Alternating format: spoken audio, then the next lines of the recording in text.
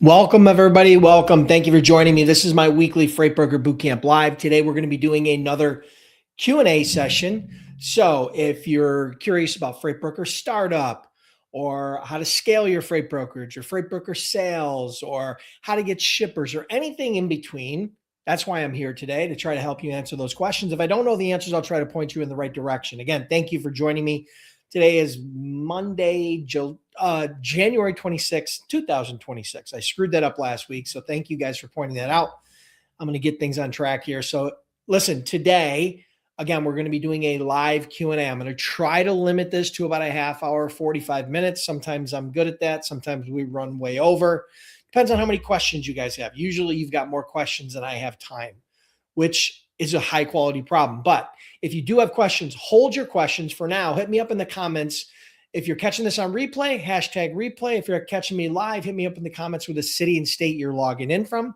Love to hear from where you guys are. Here's what we're going to do. We're going to do some quick shout outs. Then we're going to jump into live Q&A. Hold your questions. If you type your questions now, they're going to get lost. I promise you. I won't get to them because they're going to get lost in the feed. All right. So without further ado, where are we all coming in from? Let me put my glasses on here so that I can actually read this really crazy small font. I've been resisting wearing these, but it seems like those of you that have been watching me for a while, I have to get closer and closer to the screen these days, as happens as we get a little older. But welcome, AJ from Pennsylvania, JC from Pontiac, Michigan. Welcome, 650 DCH from Georgia. Dave from Vegas, welcome. We got people coming in from all sides of the country. Let's see how many people. Normally, we got quite a few people from California. We got quite a few people from Texas. We got quite a few people from Georgia and, all over the place. Plus, when I launched my freight brokerage back in 2003, I was very fortunate, went on to do over $200 million as a freight broker, but I started what I call my Freight Broker Bootcamp Startup Program back in 2009. Since then, we've trained over 10,000 students, and we're well known to be the most cost-effective, comprehensive online training program. But more importantly, we've had students from 16 different countries last time I counted. So sometimes we'll have people from Central America or South America or Asia or Australia, Europe, all over the place. So let's see who we got today. Welcome. If your username is weird, put your name next to the city and state so I can actually give you a call out. Luscious Ivy, Nashville, welcome. Kent, welcome. Elliot from Alabama, welcome. Linnell from Maryland, welcome. Elizabeth, Harold and Tanika. Harold, I'm just going to say Harold from Elizabeth, New Jersey, truck driver. Welcome, everybody. Thank you for being here. Again, we're just going to let a few people get live, and then we're going to jump into Q&A. Hold your questions for now. I'm in the Buffalo, New York area, and we have been absolutely getting crushed with snow. The last couple of days, I don't know what we've definitely gotten somewhere between, it's got to be a foot to 2 foot of snow in some areas, right? In basically a 24 to 48 hour period of time. Now, we've had much bigger storms. Don't get me wrong. We've had much bigger storms before, but for this year, this is definitely a pretty significant snowfall. I went out and snowblowed and shoveled and did all that. And then it seemed like 4 hours later, it was filled back in, or at least halfway filled back in. So I'm not sure where you guys are, but we're hanging tight here in Buffalo. Oh, Corey, happy Monday from Billings, Montana. Becky from Joplin, Missouri. Rob from South Florida. Awesome. So again, we got people coming in from all over the place. Thank you so much for being here. Truly, totally appreciate it. I know that sometimes noon is tough depending upon your schedule. So we will have a lot of people that will catch this on replay. And without further ado, let's jump into Q&A. If you have questions about freight broker startup or freight broker sales or how to get shippers or rating or AI or any of those things, I will do my absolute best to try to answer those questions. Now here, I'm going to confess right now that I don't know everything, but I've got over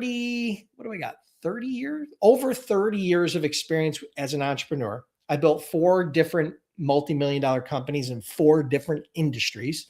So I've been very, very fortunate. I've also had a lot of failures along the way. So I've learned from both. So I may be able to help you. Again, Started my brokerage back in 2003, sold it in 2016, and since then have continued to, train, coach, and help others to join the industry, build their businesses, and scale. So, without further ado, what do we got for questions? We still got a few more people jumping out here. We got Steph from Texas. We got Jim Davis from Frankfort, Illinois. All right, so hit me up with the questions. The ball's in your court. I'm going to wait for some questions from you guys. Again, I'm going to try to limit this to about a half an hour. It's 12:06 right now, East Coast time. So we'll try to stop at around 12:36. So hit me up with your questions and we'll go from there. All right, cool. So Dave's got a question. Onboarding as an agent. They want 6 to 8 solid leads prior to onboarding.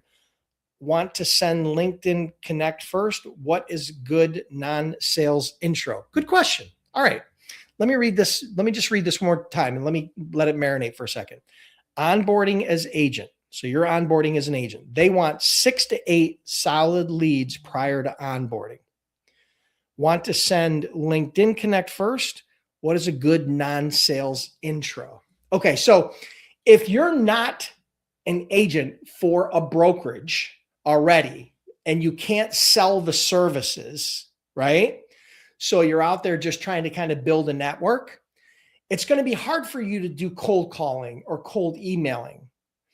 The two ways that you will probably find the quickest and the least salesy when it comes to trying to build that network is using LinkedIn and or networking, right? So let's talk about networking first. If you were to go to like trade shows, if you were to go to different events associated with your niche, right? So if you were to go to different trade shows or exhibitions or different types of events in and around your niche or in and around the industry, you're going to meet a lot of people.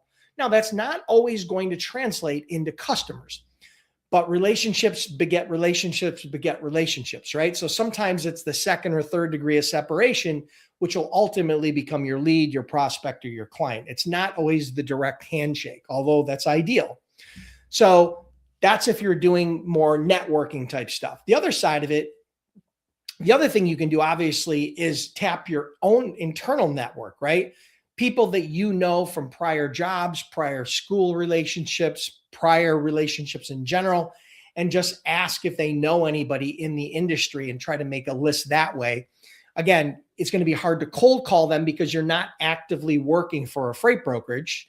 So you can't really represent that company. So cold calling before having, actually onboarded can be challenging. I'm not a big fan of that. Some people ask me, should I start, I'm waiting for my authority to get active. Should I start doing cold calling? Well, the problem is, what if somebody asks you for a freight quote? What if somebody asks you to move a shipment? What are you going to tell them? No.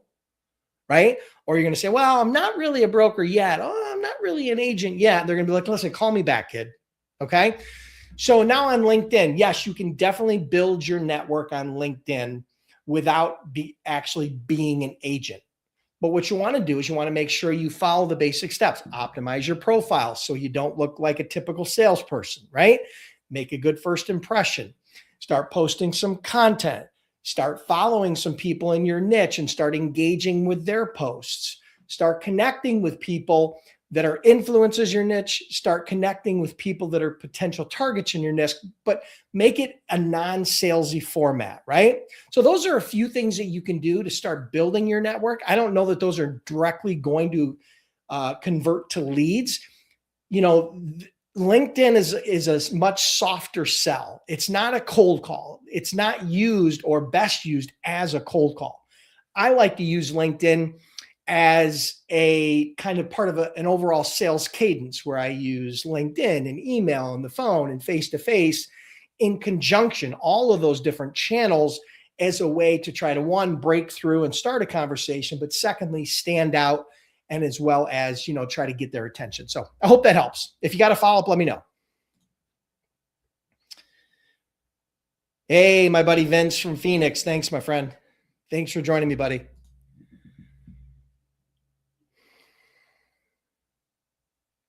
What do we got? Jesse, how important legal is broker transparency? How important is broker transparency? Okay. So there's a big debate going on in the industry about broker transparency, about what they charge a shipper and what percentage or dollar value of profit they're making. Based on the FMCSA rules from way back in the 80s, okay, when brokers were acted very differently, we were much more like an agent of a carrier than we were working directly for shipper. So those rules were drawn up back then in the 80s, and freight brokerage has definitely evolved and changed significantly since then. But based on those rules back then, carriers have the right to request documentation of transparency on a transaction. So they have the right to know what you invoice the shipper, basically. All right. But what's happened is brokerages have added into their contracts, their broker carrier contract, the fact that they waive that right in exchange for doing business with the client. And so that's happened, and that's been going on for a very long time. It's the carrier's choice as to whether they waive that right or not, as to whether they do business with that broker or not. They don't have to, but ultimately that's completely up to them. And the reason why the brokers are doing that is because they want to protect their proprietary data. Pricing is proprietary, okay? What I charge a shipper is proprietary. What I pay a carrier is proprietary, okay? Who that shipper is and who that carrier is and the commodity, all of that is proprietary to my business, all right? So ultimately, that's my point, is that they're trying to protect their proprietary data. And so that's the argument that's going on right now. And, you know, the DOT and the FMCSA are taking a look at changing the transparency rules and laws and all those sorts of things. It hasn't been settled yet. So right now, if you put in your broker carrier agreement that they waive the right to request documentation or transparency or any data from your shipper or the related load invoice, then they're waiving that right and you will be fine. What happens in the future? I don't know. Okay. I don't know. The problem is, here's the inherent problem is this.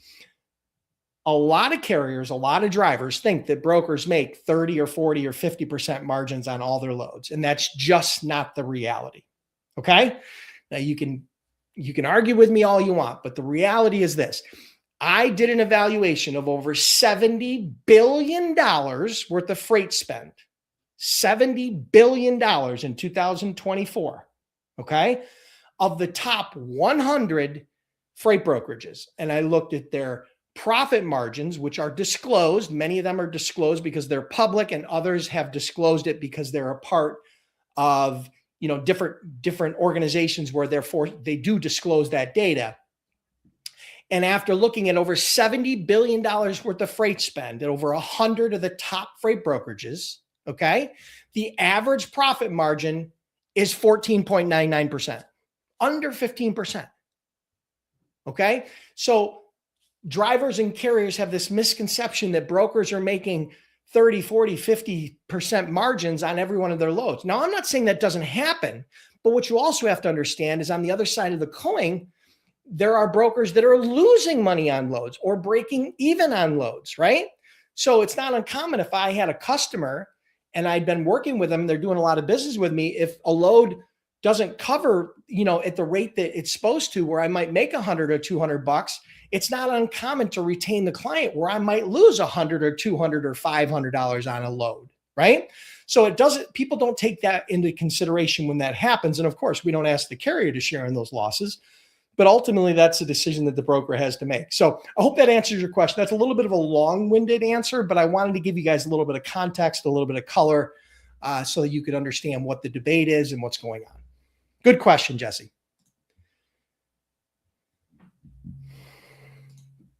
Okay. Would you recommend hiring freight agents as a new broker? No. But let me tell you why. All right. When you say new broker, I mean, you just got your authority, you're not moving any freight yet, and you don't have the systems and tools in place to truly support not only agents, but your own business. Now, I'm not saying that the agent business model is a bad business model. It's a good business model. Matter of fact, it's the model that I used. By the time I sold the company, I think we had 70 or 80 different locations through different agent partners that we had. So we grew through an agent model. But the first 3 years of that business, we didn't have agents. We built an inside model where we built our technology, our tech stack, where we put our billing and our financial management tools in place, where we built our credit, where we built, a management and support team around the business. We had our own clients. We had our own carriers. We built a real brokerage first. And then in order to scale, we decided to launch the agent business. We had a choice. We could have scaled with the W-2 model and taken that call center model, kind of like a TQL or a CH Robinson, or we could scale with a agent-based model where the agents were remote independent contractors. We chose to go the agent route. And so at that point, we had already built a business. I think before we hired our first agent, we were already doing somewhere probably in the range of, we were probably already doing somewhere in the range of $6 to $10 million in sales before we ever hired our first agent. And then at that point, they had the tools that they needed from a TMS, from a carrier database, from a brand perspective, where we weren't a brand new brand with a brand new website, from a credit perspective. I mean, there's a lot of things that we did. And then what we did is we took and packaged that up so that we could attract quality agents, right? So I hope that helps. If you got a follow-up, let me know. But my answer is, if you're a brand new brokerage, going out and hiring a bunch of agents is not the secret to success. Why would an agent want to work with you when you have none of those tools in place? You don't have any of the credit. You don't have any of the things that they need, versus a company that's already been in business for a year or 2 or 5 or 10 years. Why? The only reason is if you decided you were going to try to pay them a much higher commission, at which point is a losing battle for you because you're not going to make any money. So I suggest building the core of that business yourself. And then if you want to scale, make a decision. W-2 or agent, both are great models, very different, but great models. Hope that helps. All right. Any follow-ups? Any other questions? Today is one of those unique situations where I don't have a ton of questions, which is all right. I'm not mad. But if you guys don't have any other questions, I'm going to take off here and momentarily. We do have a few more minutes. If you guys do have questions, hit me up in the comments if anybody has a follow-up to their first question, and or if they have questions. Again, it can be about carrier relationships. It can be about technology. It can be about sales. It can be about using LinkedIn. It can be about content marketing. It can be about anything you want. I will do my absolute best to try to answer those questions. Okay, here we go. Same person's asking, any new tips on building credit in 2026? I'm not sure what new would be to you because I don't know what tips you've heard from me, but here's what I'm going to give you an example. This is probably the best thing I can give you, the best tool I can give you. If you go to freightbrokerbootcamp.com/broker credit, okay, a partner of ours, okay, Opperfy, which is a factoring company, has a freight broker credit building course, online course. Now, normally they sell that course for $250, but because you're a part of my community, you get access for free. Okay. So if you go there, you can sign up for this course. It's an online course specifically geared towards building broker credit as a startup. So if you go there, you get that absolutely free. Okay.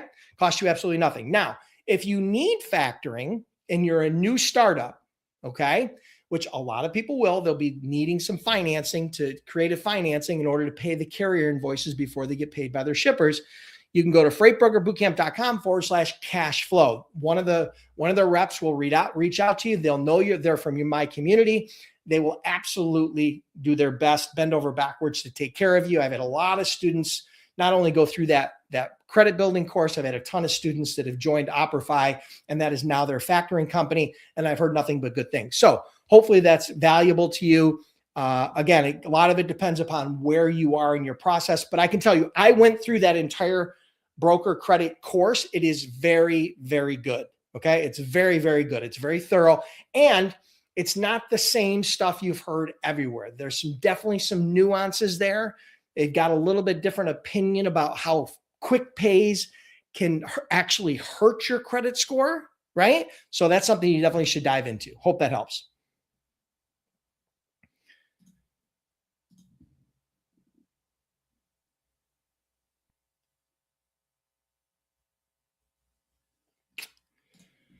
Okay, how do I introduce myself on LinkedIn if just onboarding? Well, number one, optimize your profile so you make a good first impression. Number two, one of the best ways is to, if you have a person you want to connect with, is to look at their LinkedIn profile, look at their company website, and do a search for their company website and their industry and gather what I call sales intelligence. Sales intelligence is any data that you can gather that will help you enhance the opportunity to get a sale later, to make a good first impression and to break the ice. So for example, I'm just going to give you a hypothetical, okay? If you were connecting with me and you went to my profile, you would see, number one, I live in the Buffalo, New York area. Number two, I've been an entrepreneur for 30 years. Number three, you'll even see some of my hobbies like judo and hunting and fishing. You'll see some of the content that I've posted. And from that, you will create a quick intro through a connection request. You'll send a custom connection request, not a generic connection request, a custom connection request with a message that will leverage some of that sales intelligence to try to break the ice, not sound salesy, but to try to show you that you have understand who they are and that show some sort of common ground. So for example, you might say, hey, I see you're from Buffalo and you're a big fan of judo. When I was in college, I took a judo course, period, and I really loved it, period. Curious if you're open to connecting. That can literally get you a connection request. It doesn't have to be about logistics. It doesn't have to be about sales. It doesn't have to be about business. You're trying to build a relationship, and that doesn't always start with beating somebody over the head with your cold pitch. So that was one example, but I would say the most powerful tool is gathering some sales intelligence about their company, about their products, and about their LinkedIn profile, and then leveraging that in a custom connection request. Good question, Dave. Thank you. How do you get started again? Okay, I'm going to give it to you right here. Boom. Go to freightbrokerbootcamp.com/7 steps. That is a free download that will walk you through step by step by step by step on how to become a freight broker or a freight agent. Okay. It's literally 100% free. You download it. You can print it out. You can do whatever you want with it, but it will walk you through step by step by step, exactly what you need to do first, what you need to do second, including, finding your niche and getting your broker authority and all those things along the way. It'll walk you through step by step by step. So I hope that helps. Good question. Thank you.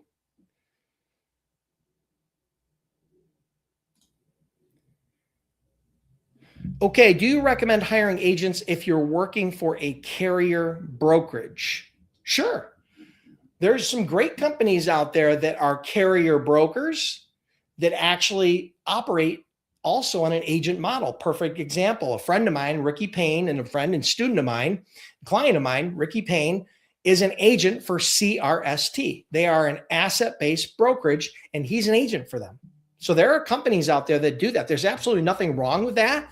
If you are a broker carrier and you want to hire agents or you want to scale, it can be a great way to get customers and generate revenue. And not only for your brokerage side, but also for your carrier side. Yeah, I think it can work really well. There are definitely, Landstar is another example of it, right? Landstar, although that's kind of not everybody loves Landstar, but they've been super successful. They're a multi-billion-dollar company. There's quite a few companies out there that are carrier brokers that do have agent programs. So if you're looking for that, or if you want to pursue the agent model, that's definitely one option. And I think it can be a powerful one.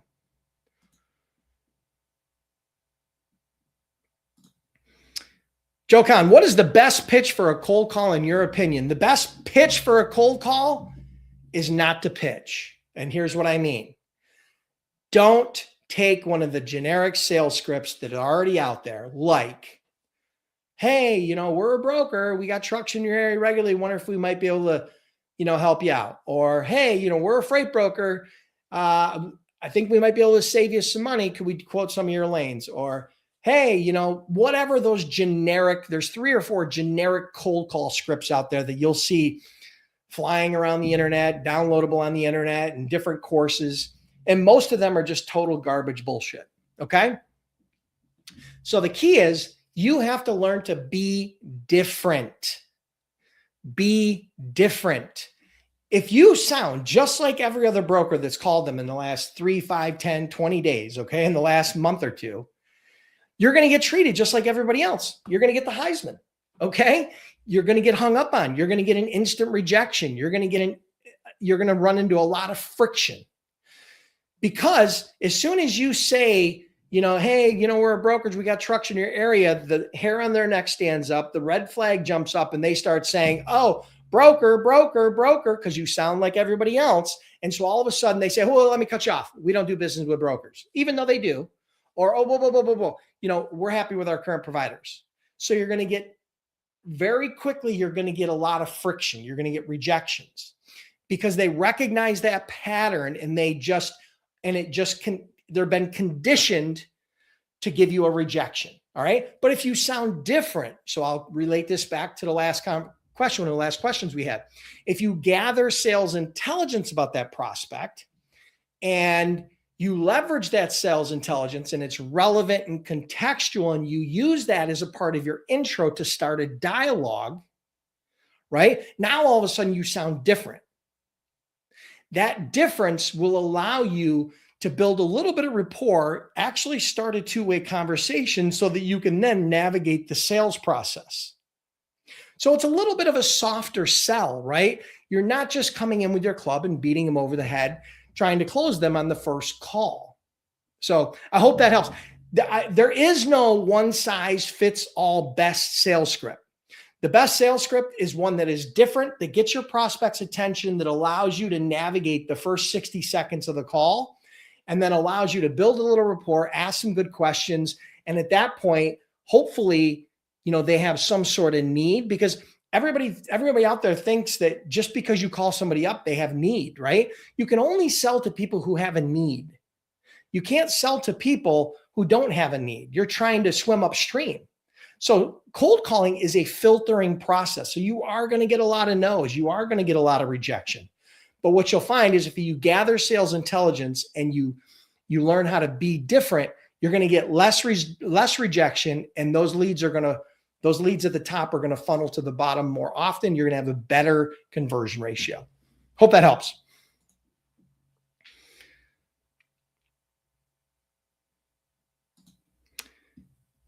T. Landy asks, hey, Dennis, how often you update the shipper list in FBBC? Okay, that shipper list is updated usually every 18 to 24 months.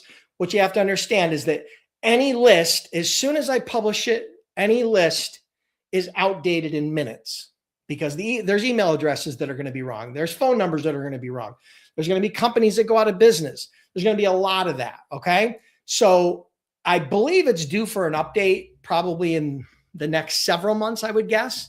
I don't have it top of mind, but we will do an update. Again, I forgot what there's like there's over 100,000 shipping contacts in that database. Okay. Not all of them are going to be good, but the reality is, you know what it costs you? $0.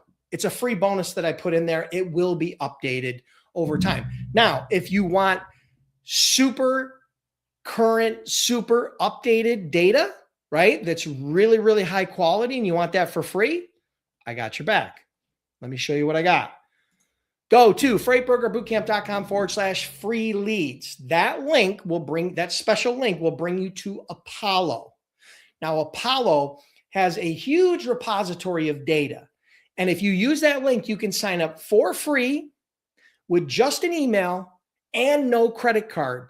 Okay. So you can get instant access for free with no credit card. And if you do that, what happens, you can go in there and you can do all kinds of searches. You can gather all kinds of data. You can search by geography. You can search by company size. You can search by industry. You can search by job title. And you can build an entire list of prospects absolutely free. Now, why do they do this? The reason why they give that data to you for free is because they have other data or other services that you can also purchase. But the data that you get from there is incredible. I will never be able to put a data source together that's anywhere near as good as theirs. Okay. So what happens is that is now becoming the free data source, right? Where you can get access to any niche, right? And matter of fact, ultimately, I may ultimately do away with that shipper database in the Freight Broker Bootcamp course in the future, because it's a losing battle trying to publish and manage data when they can do it so well. So I would highly recommend anybody who's looking for lead lists in any specific niche, go sign up for free, freightbrokerbootcamp.com/free leads. Hope that helps.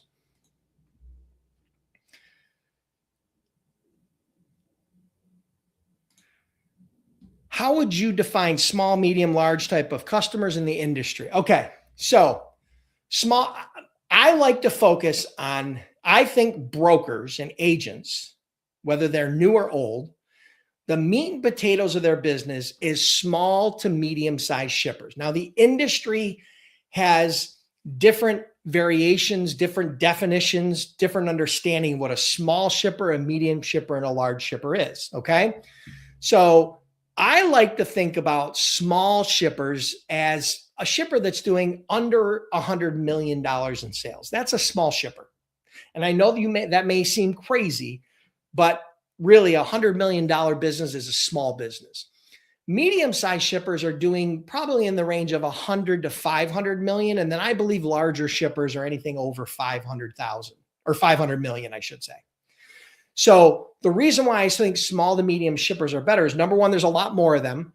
Number two, it's the sales process is much less complex.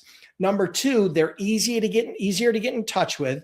Number three, they don't typically use large RFPs where you actually can have a relationship, right, with the buyers, right? It's not done by procurement or through some, arm's length RFP. And so there's a lot of reasons why I focus on small to medium sized businesses, and I hope that helps. Can you be an owner operator and a freight agent at the same time? Yes, you can. It's not easy, but it's doable. I've had students that have done it and then migrated out of the truck and become an agent and or a broker. So the reality is, the key here is this. This is what I want you to understand. And I'm going to put this in very, very easy to understand terms. Freight brokerage and being a freight agent is not a side hustle. Okay? It's not a side hustle. It's a business. If you treat it like a nickel and dime business, you'll make nickels and dimes. If you treat it like a multi-million-dollar business, you have that opportunity as well. So the key, if you're going to be doing as a driver and an agent, what you're going to have to do is you're going to have to treat it like a real business. You're going to have to dedicate time to work on that business daily. That might only be 2 or 3 hours a day. That might only be 10 or 15 hours a week, but you do need to dedicate time. What you're trying to do in that model is get 1 or 2 clients that you can start moving some loads for to give you a little bit of positive cash flow to, number one, build the courage to transition away, and number 2, to start replacing your income. So I think it makes sense. It's not for everybody. It's definitely harder, but it's definitely doable.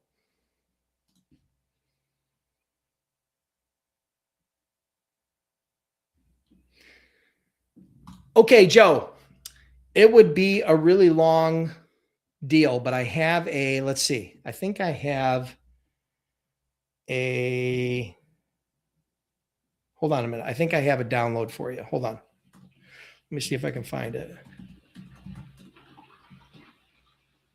Nope, that's not it.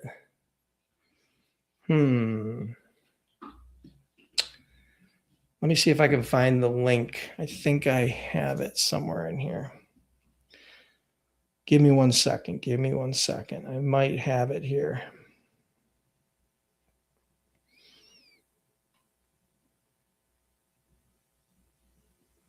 Give me 1 sec. Bear with me. I'm going to try to give you this free resource.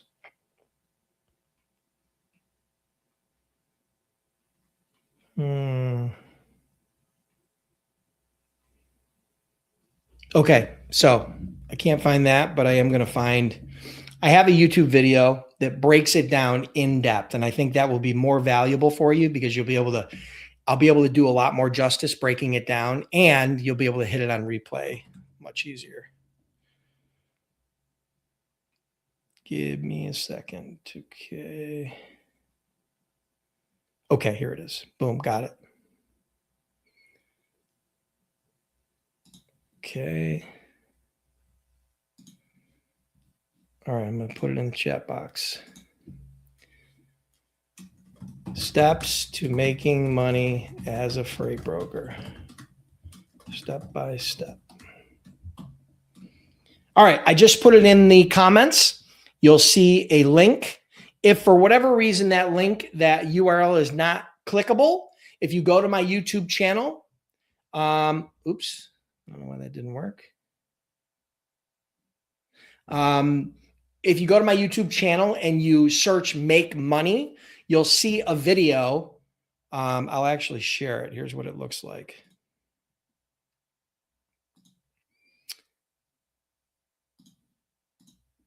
You'll actually see a video that looks like this. It'll have this thumbnail. Okay. And then this will give you a full breakdown. Oh, actually, here's a link. I found it. I found a link for a download. Hold on one second. I think I can help you out here too. All right, cool. Here's the free download for how brokers make money. All right, there you go. All right, so I gave you both. Hopefully one or both of those helps you. But that's a really good question. It's a step-by-step walkthrough of exactly how freight brokers make money, from contacting the shipper all the way through to getting paid by the shipper. Okay. So what other questions did we have? I think we're probably going to wrap this up. All right, guys, that's going to wrap it up for today. This was the 30-minute session. I truly appreciate you guys being here. You had some really good questions today. I really enjoyed it. Appreciate you guys being here. Hold tight for 1 second. Do me a huge favor. If you learned anything, if you picked up one nugget from this live, do me a huge favor. Hit the like button no matter where you're at. Just hit the like button right now. That keeps me motivated to let me know that you guys are getting good value. If you're on LinkedIn, repost this live stream so other people can get access to it. If you're on Facebook, repost it. And I do appreciate you guys are being here. Again, we don't do a lot of paid advertising. Most of my clients come through word of mouth or people that are searching on social or online. So I appreciate any support that you might have. Thank you for everybody recently who's just joined the Freight Broker Bootcamp Startup Program. If you guys are curious about becoming a freight broker and you're looking for a roadmap from A to Z, go to freightbrokerbootcamp.com. Again, we've trained over 10,000 students and we offer a 60-day, 100% unconditional money-back guarantee. Can't get any better than that. If you guys are struggling with getting shippers, if you're struggling with the sales side, you're already a broker, you're already an agent, maybe you're just in startup phase, and you need help getting your first few shippers and doing your first 7 figures in sales, you're going to want to get on the wait list for my Freight Broker Sales Accelerator. Go to freightbrokerbootcamp.com/waitlist. This is the Sales Accelerator coaching program, not the startup program. Okay. This is the coaching program for existing brokers and agents. Go there and get on the wait list. This program is an 8-week live coaching program where I work with you personally to teach you my best freight broker sales strategies, tactics, tools. I take that piece of my brain, I transplant it into your into your head. It's, in my opinion, the fastest way that a new broker or agent is going to hit 7 figures in their first 12 to 18 months. Okay. So it's closed right now. You can't get enrolled, but if you get on the wait list, you'll be notified, which should be in probably the next few weeks. I'll be opening enrollment, but if you're not on the wait list, you won't get notified. Thus, you won't have a chance to get enrolled. So appreciate you guys being here. Get on the wait list. Have an awesome day. Thank you guys for being here. Stay warm if you're in the Northeast like me, and we'll see you next Monday on the next Freight Broker Bootcamp Live.